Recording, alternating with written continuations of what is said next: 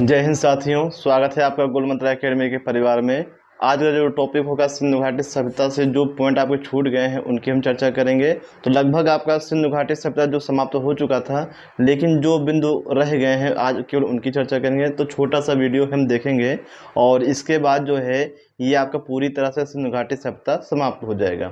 और इसके बाद हम लोग आ जाएंगे कहाँ पे, वैदिक सभ्यता में आ जाएंगे। तो चलिए हम देखते हैं सिंधु घाटी सभ्यता में। तो देखेंगे यहाँ पे कोड दीजिए। तो कोड दीजिए जो है ये आपका सिंधु नदी के किनारे है और इसकी खोज जो है ये किसने की है, फजल अहमद खान ने की। किसने की है, फजल अहमद खान ने की है, यह आपको याद रखना है। फिर और देखेंगे सुतका गेंडोर, हम पढ़ चुके हैं, ये दास नदी के किनारे है और इसकी खोज जो है ऑरेल स्टेइन ने की है। किसने की है, ऑरेल स्टेइन ने। तो कोड दीजिए की जो खोज है, जो क्या कहते हैं वर्तमान समय में पाकिस्तान में है, इसकी खोज फजल अहमद खान ने की है। और सुतका गेंडोर भी पाकिस्तान में है, इसकी खोज जो है ऑरेल स्टेइन ने की है। अब इसको भी हम लोग पढ़ चुके हैं पीछे, आलमगीर। और आलमगीर जो है ये सिंधु घाटी सभ्यता में भौगोलिक विस्तार की दृष्टि से देखेंगे तो सबसे ये पूर्वी स्थान है। सबसे ये क्या है, ये पूर्वी स्थान है और ये हिंडन नदी के किनारे था। और ये वर्तमान समय में जो है मेरठ और गाजियाबाद का जो हिस्सा है, तो वही आपका जो प्राचीन काल में सिंधु घाटी सभ्यता के समय ये आलमगीर कहलाता था। और इसकी खोज जो है यज्ञदत्त शर्मा ने किया। किसने किया है, यज्ञदत्त शर्मा ने किया है। आगे हम देखेंगे धौलावीरा। तो धौलावीरा जो आपका गुजरात में है, कहाँ पे है, गुजरात में है। इसकी खोज जो है जेपी शर्मा और आर.एस. बिष्ट ने किया है। किसने किया है, जेपी शर्मा और आर.एस. बिष्ट ने धौलावीरा की खोज की है। और धौलावीरा किस राज्य में है, तो ये आपका गुजरात में है। कहाँ पे है, गुजरात राज्य में है। आगे हम देखेंगे रंगपुर। तो रंगपुर जो है ये आपका भादर नदी के किनारे है और इसकी खोज एस.आर. राव ने किया। किसने किया है, एस.आर. राव ने इसकी खोज की है रंगपुर की। और ये नदी के किस नदी के किनारे है, भादर नदी के किनारे है। और राज्य है आपका गुजरात। राज्य क्या है आपका, गुजरात। तो यहाँ से हम देखेंगे रंगपुर जो है गुजरात में है, किस नदी के किनारे है, भादर नदी के किनारे है। किसने खोजा है, एस.आर. राव ने खोजा है। धौलावीरा भी कहाँ पे है, गुजरात में है और इसकी खोज की गई है जेपी शर्मा और आर.एस. बिष्ट के द्वारा। आलमगीर, इसकी खोज यज्ञदत्त शर्मा ने किया है, हिंडन नदी के किनारे है। सुतका गेंडोर दास नदी के किनारे है, इसकी खोज आर.एल. स्टेइन ने किया है। और कोड दीजिए जो है सिंधु नदी के किनारे है और इसकी खोज जो है फजल अहमद खान ने किया है। तो इस प्रकार से हम देखेंगे कि सिंधु घाटी सभ्यता जो है ये लगभग जो है ये पूरा हो गया है। अब देखिए जब सिंधु घाटी सभ्यता, जैसे मैंने पढ़ाया है कि 1750 AD तक, 1750 BC तक था।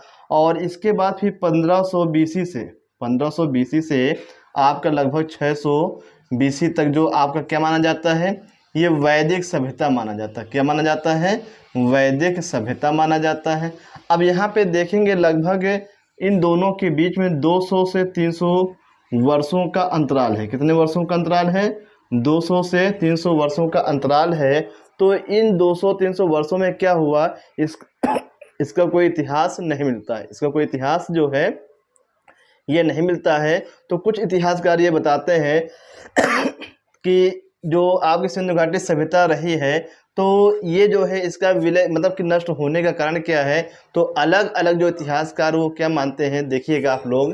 तो गार्डन चाइल्ड और व्हीलर, तो गार्डन चाइल्ड एवं व्हीलर ने ये माना है कि बाह्य आक्रमण और आर्यों के आक्रमण से क्या है, सिंधु घाटी सभ्यता का पतन हो गया है।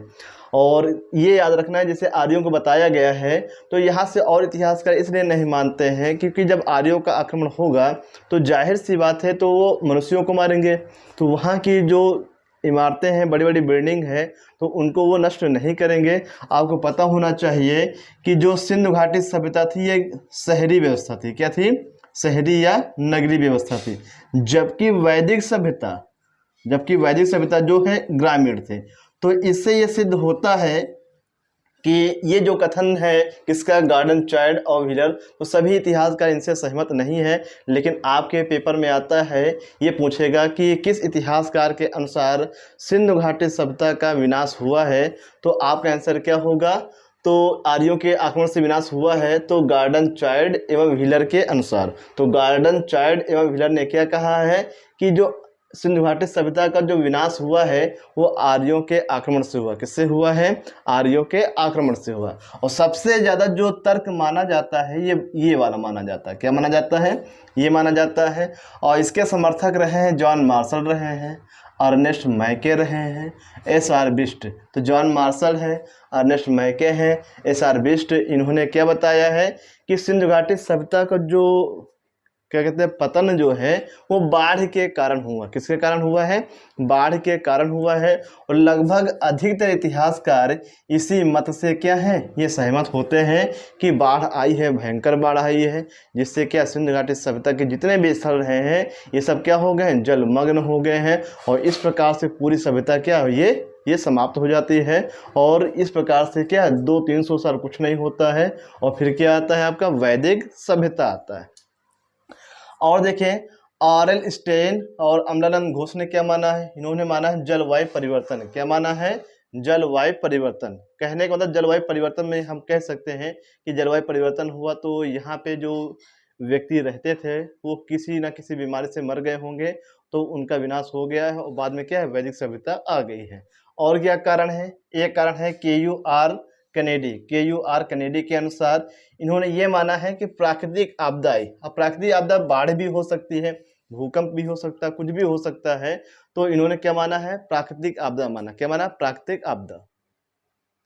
तो ये चीज़ आपको याद रखना है, के.यू.आर. कनेडी के अनुसार जो इस सिंधु घाटी सभ्यता का पतन हुआ है प्राकृतिक आपदा के अनुसार। किसके अनुसार? वो प्राकृतिक आपदा के कारण जो है इसका पतन हुआ है। तो इस प्रकार से आपके सिंधु घाटी सभ्यता जो है समाप्त होता है। तो कुछ बिंदु रह गए थे, उन्हीं की आज हम चर्चा कर रहे थे। तो इसके बाद हम लोग कहाँ पे आ जाएंगे? वैदिक सभ्यता में आएंगे। तो इस प्रकार सीक्वेंस वाइज अच्छे से आप नोट्स बनाइएगा।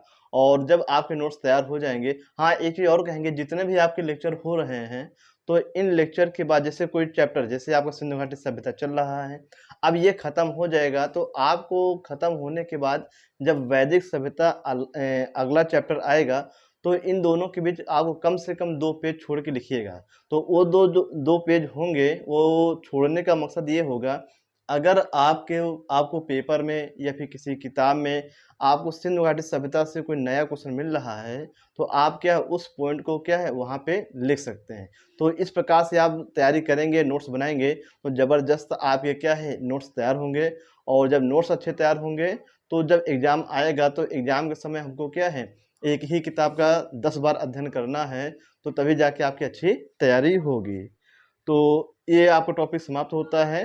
और रोज़ाना की तरह आज फिर आपसे पूछेंगे, आज आपको बताना है कि भारत का प्रथम परमाणु रिएक्टर कहाँ पे है और किस नाम से ये बना हुआ है। भारत का प्रथम परमाणु रिएक्टर कहाँ है और किस नाम से बना हुआ है, इसका जवाब आपको कमेंट सेक्शन में लिख के बताना है। धन्यवाद। जय हिंद, जय भारत।